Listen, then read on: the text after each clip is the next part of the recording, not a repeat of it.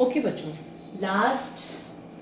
First of all hello. Okay, हम लोगों ने चैप्टर उठाया था साउंड। तो साउंड में मैंने आपको कुछ पार्ट पढ़ा दिया था और फिर मैंने ब्रेक दे दिया था क्योंकि मुझे पता है कि अगर सारी चीजें एक साथ बताएंगे तो you will get confuse. Okay, तो आज मेनली जो हमें फोकस करना है वो हमें फोकस करना है कैरेक्टरिस्टिक्स ऑफ साउंड वेव पे। ठीक है, अभी हम ये देख लेते कि हमें लास्ट टाइम क्या डिस्कस किया था। हमने क्या बोला था, साउंड कैसे आगे प्रोपागेट होता है, कैसे मूव होता है, हमें सुनाई कैसे होता है कि भाई जहां से भी साउंड प्रोड्यूस हो रहा है वो अपने आगे वाले पार्टिकल्स को डिस्टर्ब करता है। यही पढ़ा था हमने, आगे वाले पार्टिकल्स को डिस्टर्ब करता है। कैसे करता है कि वाइब्रेट करके। कैसे करता है, अपना वाइब्रेशन करेगा और दूसरे को डिस्टर्ब कर देगा। ठीक है, लाइक आप एक दूसरे को पुश करोगे, अगर सीट कम है, जगह कम है और आप बैठ रहे हो तो आप क्या करो, एक दूसरे को धक्का मुक्की करते हो ना, बट फेंक तो नहीं देते हो ना किसी को। तो उसी टाइप से क्या करना है आपको कि पार्टिकल को यहाँ एज्यूम करने, यहाँ पार्टिकल्स हैं और वो क्या कर रहे हैं कि ऐसे टू एंड फ्रो मोशन करते हैं। तो ये बगल वाले को टू एंड फ्रो मोशन में ये डिस्टर्ब करते हैं और ये डिस्टर्बेंस आगे जाता है तो क्या होता है, वो हमें साउंड सुनाई देता है।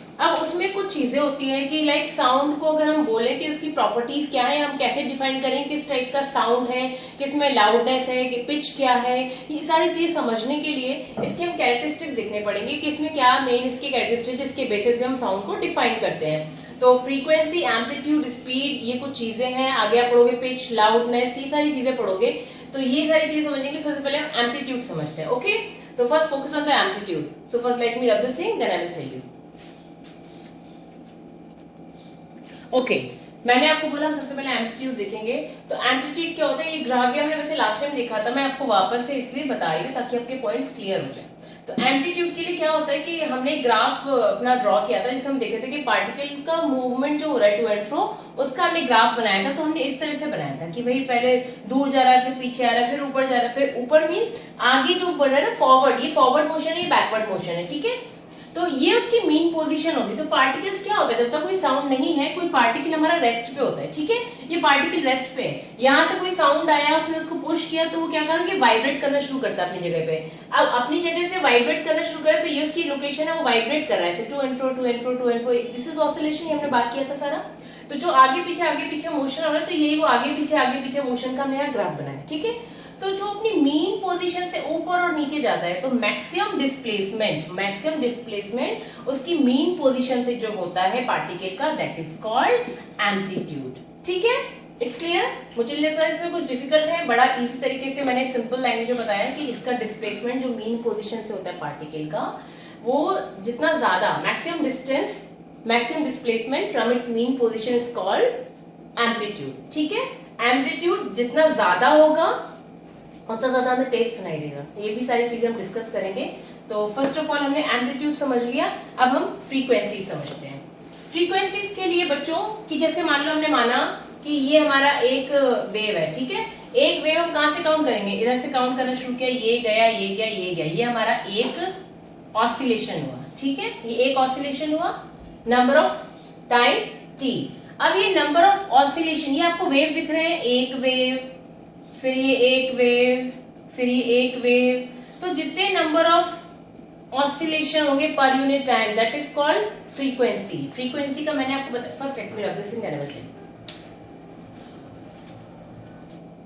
ओके, अब हमें बढ़ना है फ्रीक्वेंसी के लिए कि फ्रीक्वेंसी क्या होती है। तो ये मैंने यहाँ पे दो ग्राफ यहाँ पे बनाए हैं। अभी मैंने एम्पलीट्यूड आपको बता दिया, फॉरगेट अबाउट दैट। अभी हमें फ्रीक्वेंसी फोकस करना है। एम्पलीट्यूड तो चलो आपने ये देख लिया कि बेटा, और एक और बात मुझे बताना था बच्चों कि मैंने बोला है कि जो उसका रेस्ट पोजीशन पे जो पार्टिकल है ना, उधर से उसका जो हाईएस्ट डिस्प्लेसमेंट है, दैट इज एम्पलीट्यूड। आप यहाँ से मत काउंट करने लग जाना कि आप इसको काउंट करो कि ये एम्पलीट्यूड है टोटल।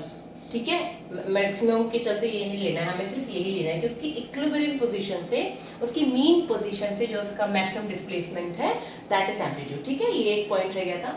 अच्छा, अभी हम बात करें फ्रीक्वेंसी की। फ्रीक्वेंसी का क्या होता है, नंबर ऑफ ऑसिलेशन पर यूनिट टाइम। ठीक है, अब मान लो कि एक ये ऑसिलेशन हो गया, दो, ठीक है, यहां तक मेरे दो ऑसिलेशन हो गए। दो ऑसिलेशन मतलब कि 1 2। ठीक है, इस तरह से। अब हम बोल रहे हैं कि मान लो ये टी टाइम मैंने यहाँ पे दे रखा है, ये 1 सेकेंड है। अगर ये 1 सेकेंड में से दो ऑसिलेशन लिया है तो मेरा फ्रीक्वेंसी क्या होगी, तो क्या होगी, number of oscillation upon time. तो 2/1 इज इक्वल टू 2 ऑसिलेशन। ठीक है, अब इस नीचे वाले को देखो, इसमें मैंने 1 2 and 3, यहाँ पे 3 ऑसिलेशन हो रहे हैं टाइम 1 सेकेंड में। तो यहाँ पे फ्रीक्वेंसी क्या हो जाएगी, नंबर ऑफ ऑसिलेशन क्या है 3/1, तो क्या हो जाएगा 3 ऑसिलेशन। तो इसमें कोई कंफ्यूजन है बच्चों, इट्स वेरी सिंपल। मैं इसलिए जानती थी ताकि आप डिस्टर्ब ना हो, कंफ्यूज ना हो, इसलिए मैंने आपको ये अलग से बताया। ठीक है, आगे देखते हैं क्या पढ़ना है। ओके, अब यहाँ पे देखिए मैंने आपको बता रही हूँ, मैं यहाँ पे लो फ्रीक्वेंसी हाई फ्रीक्वेंसी में ग्राफ से कैसे पता चलेगा। अभी हमने क्या पढ़ा है फॉर्मूला की number of oscillation upon time होता है हमारा फ्रीक्वेंसी, जो बताता है फ्रीक्वेंसी। अब इसमें एक बात बताओ बच्चों, यहाँ पे मैंने टी टाइम है मेरा, कोई एक मैंने टी टाइम एज्यूम किया, उसमें मेरा एक ऑसिलेशन हो रहा है, ठीक है।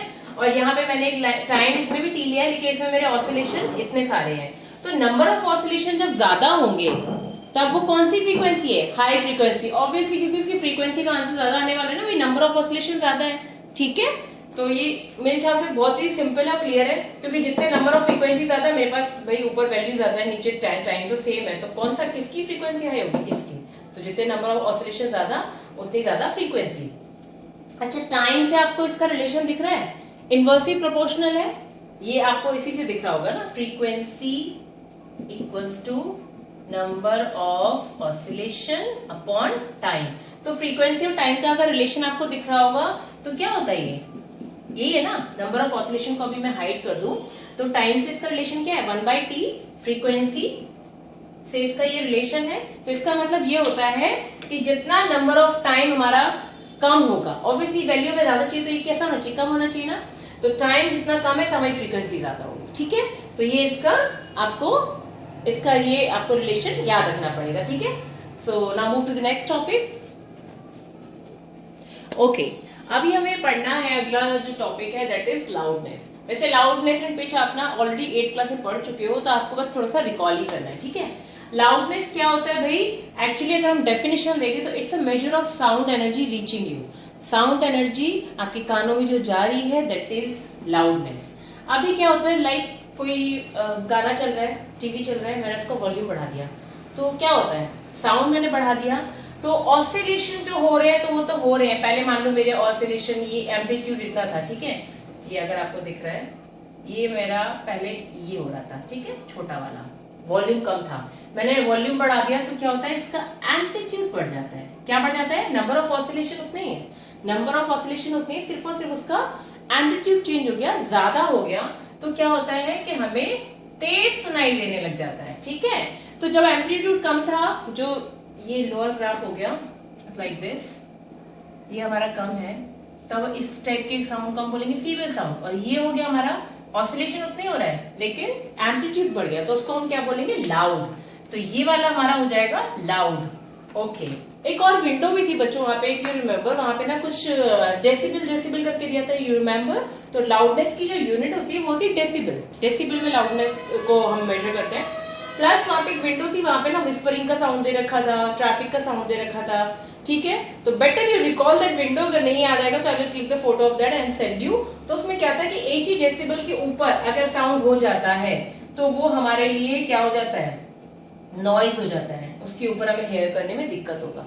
तो there is a difference between hertz and decibel. ठीक है, हर्ट्ज फ्रीक्वेंसी बताता है और डेसिबल हमारा लाउडनेस बताता है। ठीक है, okay, this is also from the class 8, आप पढ़ चुके हैं ऑलरेडी कि लाउडनेस प्रोपोर्शनल होती है एम्पलीट्यूड के, और एम्पलीट्यूड का स्क्वायर क्या होता है, loudness is directly proportional to the square of amplitude. तो ये ऑलरेडी वैसे आप 8th क्लास में पढ़ चुके हैं, बट फिर भी यहाँ आपके चैप्टर से रिलेटेड है, और हो सकता है इससे रिलेटेड क्वेश्चन भी आ जाए। लाइक अगर आपको एम्पलीट्यूड दे दिया जाए तो आप उसकी वैल्यू पुट करोगे, लाउडनेस निकाल देना, वही इसको स्क्वायर कर देना। ठीक है, तो hope it is clear. Now move to the next topic.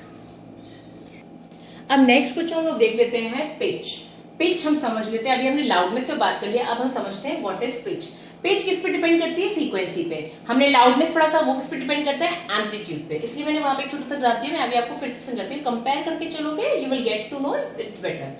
ठीक है, पिच मैंने बोला किस पे डिपेंड करता है, फ्रीक्वेंसी पे। फ्रीक्वेंसी क्या होता है, जब नंबर ऑफ ऑसिलेशन पे डिपेंड करता है, नंबर ऑफ ऑसिलेशन, कितने ज्यादा ऑसिलेशन गिवन टाइम में है वो ज्यादा है तो फ्रीक्वेंसी ज्यादा है, और फ्रीक्वेंसी ज्यादा है तो क्या ज्यादा होता है, पिच। ठीक है, तो फ्रीक्वेंसी पे डिपेंड करता है पिच। अब मेरा यहाँ देखिए, ये मेरा ऑसिलेशन यहाँ पे कम है, तो इसका मतलब इसकी फ्रीक्वेंसी कैसी होगी, लो होगी, लो होगी तो पिच भी कैसी होगी, लो होगी।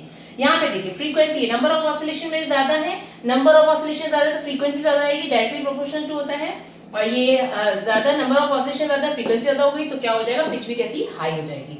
अब हम बात कर, ये पिच होगी, अब मैं बात करी लाउडनेस की। लाउडनेस में क्या था भाई, मेरा एम्पलीट्यूड अगर बढ़ता है तो हम बोलते हैं कि हमारा क्या बढ़ गया है, लाउडनेस बढ़ गया। ठीक है, this is a simple comparison. Now move to the next topic.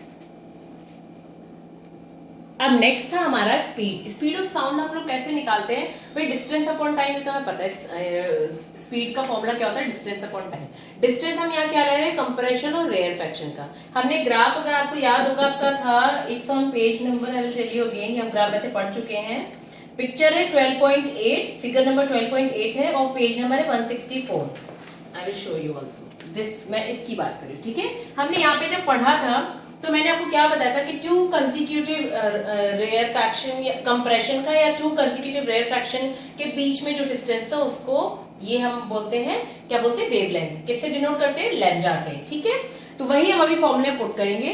तो मैंने कंप्रेशन के बीच, दो कंसेक्यूटिव कंप्रेशन के बीच का हमने लिया है लैम्डा, तो मैंने यहाँ रख दिया लैम्डा अपॉन टी, जो हमें फॉर्मूला था वही पुट कर दिया है। अच्छा बच्चों, ये पढ़ा था फ्रीक्वेंसी क्या होता है, frequency is equal to 1 upon time, यही पढ़ा था हमने। ठीक है, तो 1 upon T is equal to nu हम जानते हैं, फ्रीक्वेंसी को किससे डिनोट करते हैं, न्यू से। तो हम क्या करेंगे, 1 अपॉन टी, ये इसका मतलब क्या हो रहा है, ये आपको दिख ही रहा होगा कि लैम्डा इंटू 1 अपॉन टी ऐसे लिख सकते हैं ना। तो इसको हमने न्यू से रिप्लेस कर दिया। किससे रिप्लेस कर दिया, न्यू से। तो हमारा फॉर्मूला आ गया v equal to lambda into nu. इसके बेसिस पे आपके कुछ क्वेश्चंस हैं, you can solve it easily, ये आपको याद करना पड़ेगा। ठीक है, now move to the next topic. Okay, एक बीच में बच्चों एक लाइन इस बारे में थी, तो इसको आप जस्ट पढ़ लो, आपको याद ही करना पड़ेगा। टोन क्या होता है, a sound of single frequency. Tone किसको बोलते हैं, a sound of single frequency. और नोट किसको बोलते हैं, sound produce due to the mixture of several frequency. ठीक है, इसको लेट मी लेट दिस, इसको आपको याद ही करना पड़ेगा, टोन एंड नोट। ठीक है, इसके बाद हम पढ़ते हैं इको और रिवर्बरेशन क्या होता है, वो देख लेते हैं। ओके, हम इको की बात कर रहे थे कि व्हाट इज इको। आप लोग ने ध्यान दिया होगा, हम लोग जब किसी वैली के पास अगर चिल्लाते हैं, मूवीज में भी दिखाते हैं कि यहाँ से खड़े होकर नाम चिल्ला रहा है, तो वो नाम लौट के आता है, हमें सुनाई देता है।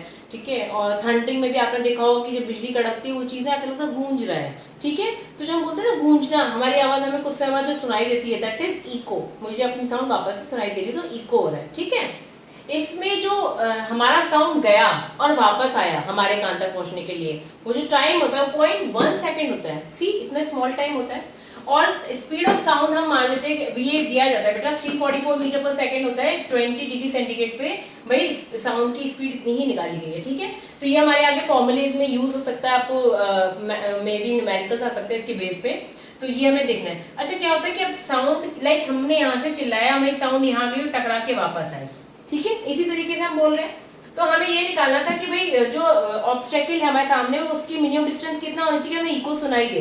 तो वो निकालने के लिए हम देख सकते हैं कि भाई स्पीड हमें पता है, स्पीड कितनी है 344 है, हम यहाँ 344 रख देंगे।